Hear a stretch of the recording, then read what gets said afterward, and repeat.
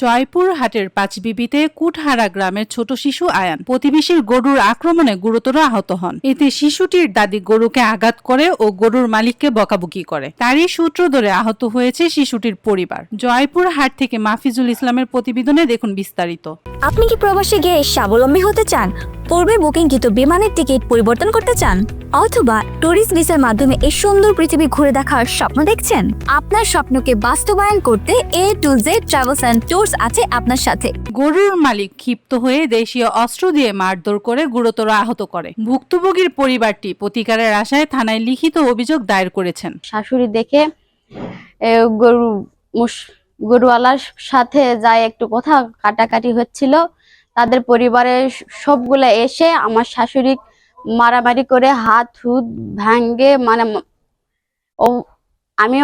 অভিযোগে জানা যায় গরুর বিষয়কে কেন্দ্র করে সংঘর্ষ হয়। এতে ক্ষিপ্ত হয়ে শহীদুল ও তার ছেলে হান্নান হোসেন সহ কয়েকজন মিলে শিশুটির দাদি বুলবুলিকে মারধর করে আহত করে। এই সময় শিশুর মা শাশুড়িকে উদ্ধার করতে এগিয়ে এলে তাকেও মারধর করে। চেয়ারম্যান সাহেবের নির্দেশে আমি উপস্থিত হই এবং সরজমিনে পরিদর্শন পূর্বক উভয়কে চিকিৎসার জন্য স্বাস্থ্য কমপ্লেক্সে ভর্তি হওয়ার নির্দেশ দেই।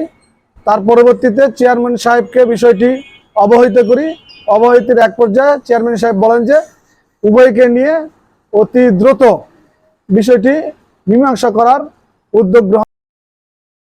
ছেলের বউ ও স্ত্রীর আত্মচিৎকারে রশিদ তাদেরকে উদ্ধারে এগিয়ে আসলে তাকেও দেশীয় অস্ত্র, রড, লাঠি দিয়ে এলোপাথারি মারধর করে। এ সময় গরুর মালিকের পরিবার একে একে শিশুটির পরিবারের সবাইকে মারধর করে আহত করে। ছিল মুশরাফ, হান্নান, হারুন, হাফিজুল, পরিবারের যে কটা ছেলের সদস্য ছিল কুড়াল দিয়ে চুট মারে।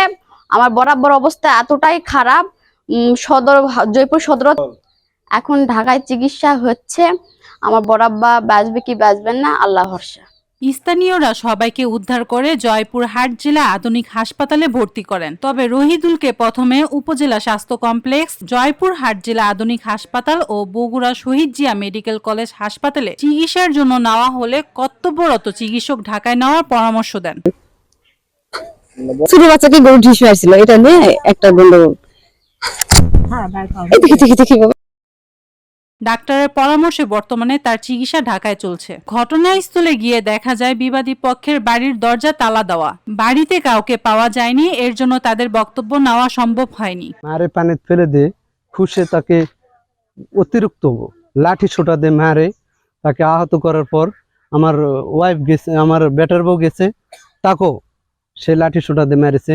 তারপর আমি আগাতে গেছি, আমাকেও সে মারে অক্তাক্ত করেছে, যে এগুলা সব ক্ষত বিক্ষত করেছে, মাথাতে মারে। পাঁচবিবি থানার ওসি মোহাম্মদ ময়নুল ইসলাম বলেন, রশিদ বাদী হয়ে একটি মারপিটের মামলা করেছে। তদন্ত সাপেক্ষে আসামিদের গ্রেফতারের প্রক্রিয়াধীন চলমান রয়েছে।